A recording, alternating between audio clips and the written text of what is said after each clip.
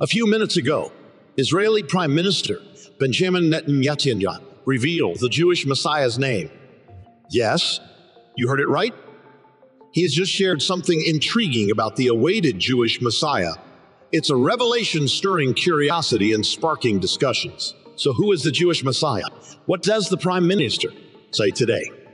Today, watch this video till the end to know more about Netanyahu's secret revelation regarding the Jewish Messiah.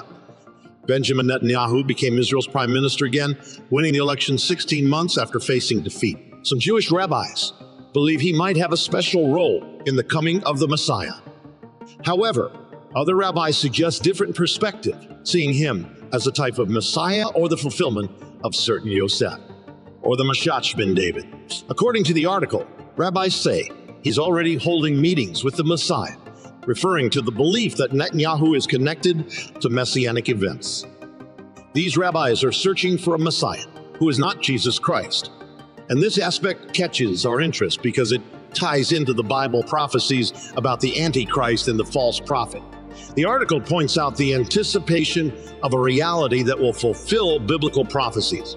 It mentions the false prophet who does not comprehend the simple fact that Jesus is the Messiah. This insight becomes more intriguing as the article was written in advance, even before Netanyahu won the election. A few years ago, Rabbi Yitzchak Yorti, a highly respected sage in modern Israel, along with Lubavitcher Rebbe Rabbi Menachem to nursing, participated in expressing their views. They asserted that Benjamin Netanyahu, who could be the last prime minister of Israel before the Messianic age. The article suggests a connection to the idea that Netanyahu might play a significant role in the events leading up to the fulfillment of Messianic prophecies. It is noted that many ultra-Orthodox Jews in Israel still believe that being right, as Israel is crucial, especially during the closing rounds of elections. Netanyahu's victory and Messianic expectations on November 1, 2022, Netanyahu once again appeared poised for victory. In an old video clip, a respected rabbi expressed that Benjamin Netanyahu needed to play a more significant role in ushering in the arrival of the Messiah. The rabbi says Benjamin Netanyahu needs to do more to usher in the coming of the Messiah. This implies a belief among some that Netanyahu has a specific role to play in the events leading to the arrival of the Messiah. While there is substantial evidence that Jesus Christ fulfilled messianic prophecies from the Old Testament, certain instances connect Netanyahu to the imminent Messiah or the Jewish Messiah, not Jesus Christ. An article from November 19, 2018, titled Netanyahu Holding the Keys for the Messiah, quotes a paragraph expressing concern about the criticism directed towards Netanyahu.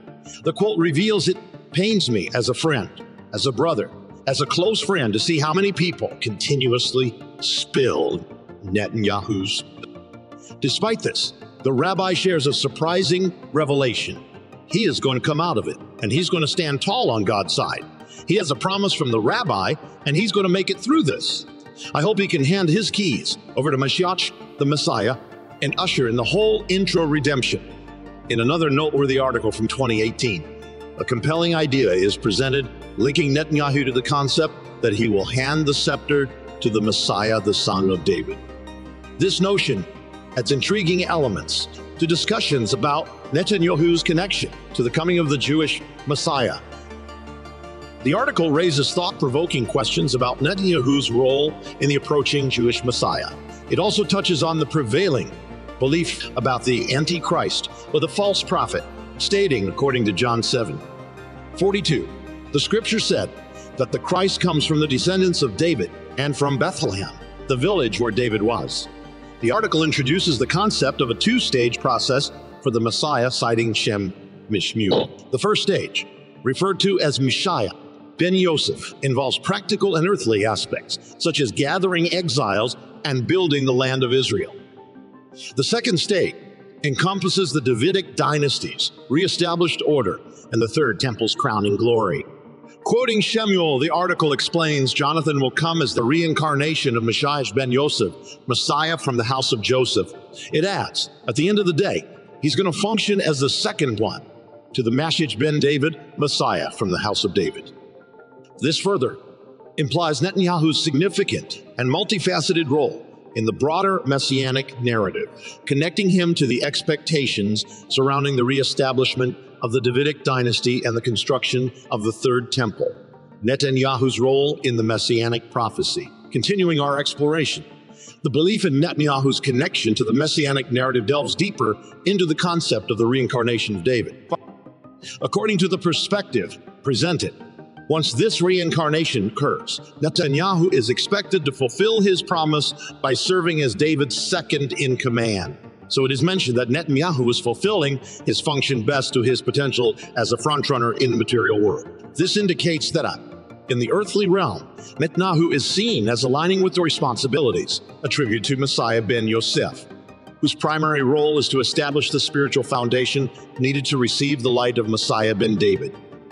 Within the realm of Messiah ben Yosef, there are acknowledged divisions. Rabbi Sherdy notes that Netanyahu is playing his role effectively as a frontrunner in the material world. Messiah ben Yosef's primary characteristic is preparing the spiritual foundation for the arrival of the light associated with Messiah ben David. The narrative reveals the existence of numerous traditions and beliefs that have evolved over the years, extending beyond what is explicitly mentioned in Scripture or understood as biblical reality.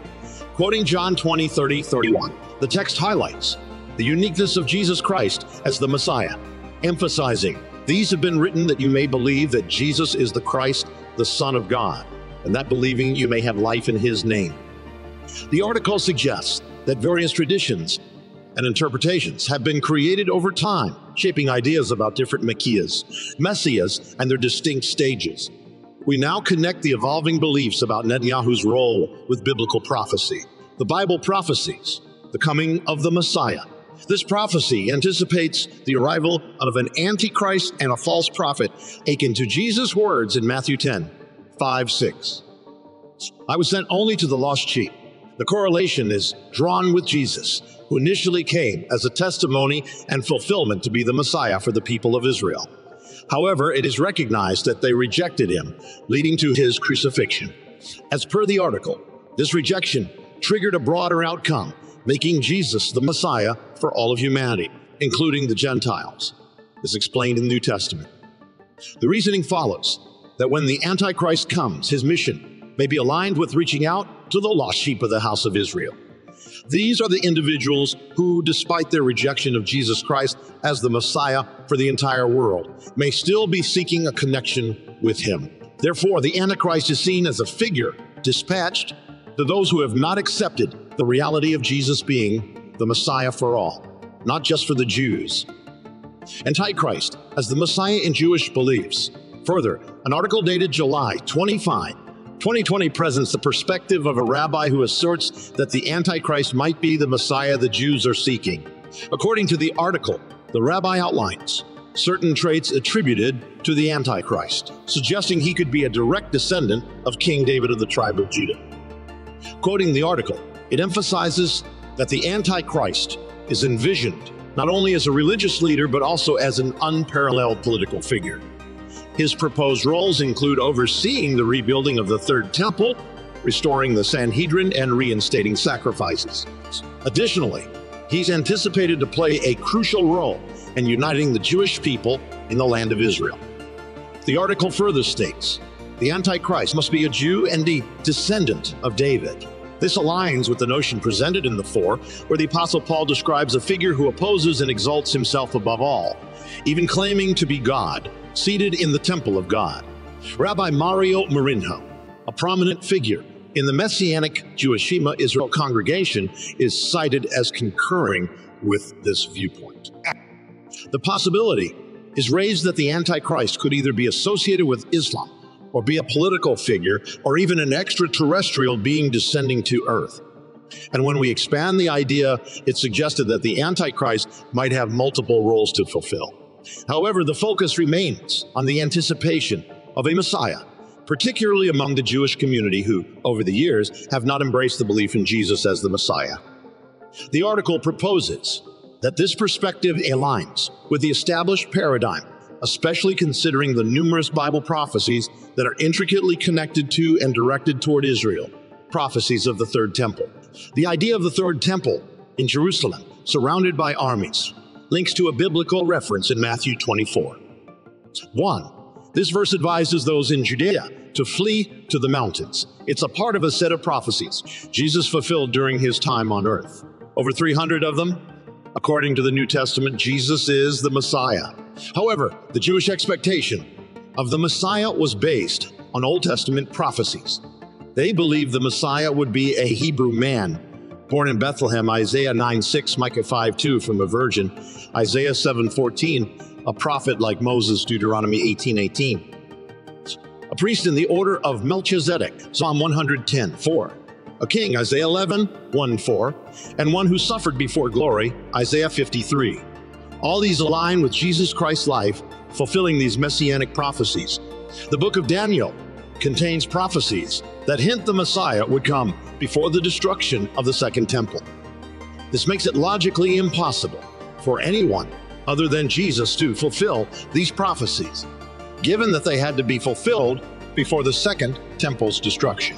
Therefore, these prophecies strengthen the belief that Jesus Christ uniquely fulfilled the criteria set by the Old Testament for the Messiah, aligning with historical events and biblical references, the legacy of the Second Temple in Jewish tradition. The Second Temple, though physically absent, holds immense importance in Jewish religious traditions, serving as a powerful memory in the hearts of many. The hope to rebuild this sacred structure persists, rooted in the belief that a future messianic era, foretold in biblical books like Ezekiel and Zechariah, will usher in its reconstruction and the restoration of worship practices. The idea of a third temple is deeply ingrained in theological interpretation, which is fueling debates among Jewish groups. While some Orthodox and traditionalist Jews regularly anticipate a literal rebuilding, others perceive it symbolically, representing spiritual redemption rather than a physical edifice. These differing perspectives contribute to the theological discourse surrounding the concept. The Temple Mount's complexities intensify the discussions, considering its religious significance as the home of the Dome of the Rock and the Al-Aqsa Mosque. This sacred site poses significant challenges to any potential reconstruction efforts, requiring careful consideration and diplomatic approaches. Moreover, the Temple Mount, where the previous two temples stood, now houses the Al-Aqsa Mosque and the Dome of the Rock, both esteemed in Islam, making it a site of great significance for Muslims. Any endeavor to rebuild the temple must grapple with the delicate task of addressing these existing structures, likely encountering strong opposition from the Muslim community. The Islamic Waqf, responsible for managing Muslim holy sites, initially denied the presence of a pre-temple on the site, showcasing the sensitivity surrounding the issue. However, historical evidence challenges these claims. British archaeologist Robert Hamilton's discovery of a Jewish ritual cleansing site beneath the Al-Aqsa Mosque, including a makvi, a Jewish ritual bath, in its foundations, indicates a tangible Jewish historical connection to the site. The discovery of the mikveh underscores the historical Jewish link to the site, providing concrete evidence despite initial denials. Nevertheless, political sensitivities and tensions in the region, heightened by the presence of the Dome of the Rock, create formidable obstacles for any attempts at physical reconstruction. Kohanim training and the Red Heifer, the vision of rebuilding the Third Temple, encounters several challenges, with one significant hurdle being the training of the Kohanim, the descendants of Aaron, who are responsible for the temple's care and upkeep. To address this, a Sanhedrin, a governing body overseeing Jewish law, has been established, focusing on the comprehensive education of the Kohanim in laws, customs, rituals, and priestly duties associated with the temple service. Challenges also arise in procuring the essential element for temple sacrifices, the red heifer, a crucial requirement according to Jewish law. The red heifer must be entirely red with no blemishes, symbolizing ritual purity. Finding a rare cow that meets these criteria is a substantial obstacle. The Sanhedrin actively seeks solutions to these challenges, collaborating with the Temple Institute to cultivate farmlands and recreate Israel's natural environment during biblical times. Despite these efforts, challenges persist particularly the scarcity of red heifers and the complexities associated with the political landscape of the Temple Mount. Now, the journey to rebuild the third temple reaches a crucial milestone, marked by the birth of an unblemished red heifer. Rabbi Chaim Richman, alongside Reverend Clyde Lutt, a rancher and Pentecostal minister, has undertaken a unique endeavor to produce the red heifer, presenting a significant development in the pursuit of rebuilding the third temple. Understanding the intricacies of animal husbandry and the specific rules for breeding, the team took a unique approach by implanting frozen embryos of North America's Red Angus into Israel's domestic cattle. After numerous unsuccessful attempts, the announcement of the birth of a red heifer calf in Israel marked a historic moment.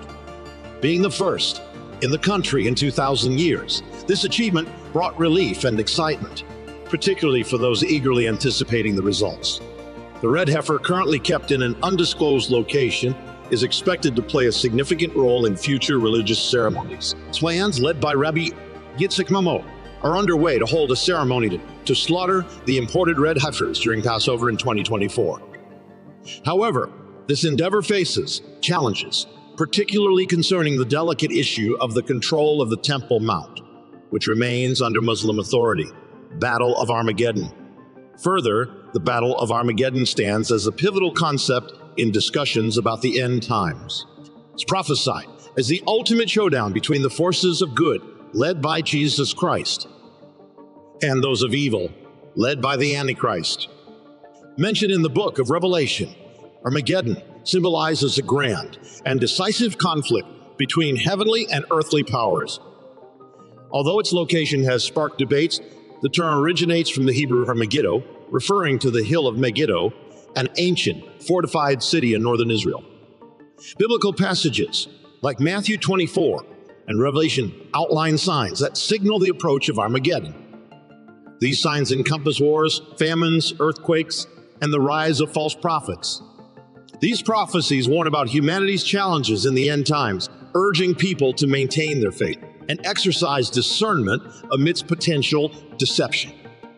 Armageddon isn't about the end of the world, but rather signifies the climax of moral decay in contemporary civilization and the ultimate clash between earthly nations and celestial forces. It's not the complete termination of the world, but rather a symbolic representation of the pinnacle of moral decline and the final confrontation between earthly powers and divine intervention. Understanding these prophecies is vital, not for instilling fear, but for encouraging vigilance and steadfastness in faith amid challenging times. So Jesus fulfilled numerous prophecies, and these statements are never to disregard Jews or to attack people in the world who are deceived and lost and don't believe Jesus is Christ. It is as clear as it could be that he is the Jewish Messiah. For those open to God, such as Jewish people or people who follow Islam, they need to study the prophecies that Jesus fulfilled, because they can easily see it's not like they're just rejecting God in general. They believe in God. Therefore, they need to study the prophecies that Jesus fulfilled, and they can see that Jesus Christ is the Messiah. Concerning Benjamin Netanyahu and his ties to the Messiah, when we see all these things about Benjamin Netanyahu ushering in the Messiah, he will hand his keys to the Messiah and all of these ties that he has to the coming Messiah for the Jewish people. Christians and people in general need to be on alert. This alertness is crucial because when the next Messiahs come, when the next world leaders come to take the world control of the governments and the finances of the world, everyone must be vigilant and discerning. This statement concludes the Antichrist, and we can know that for sure because of Bible prophecy. Christians must be aware of these things, as they are crucial to watch and look at. Whenever a Messiah figure comes onto the world stage to fix everybody's problems, there's a significant possibility that he is either the Antichrist, the false prophet, or a part of the process leading to their emergence. Jesus is the Messiah, and it is encouraged to analyze the prophecy. Even if someone doesn't initially believe them to be true, Jesus promises to reveal the truth.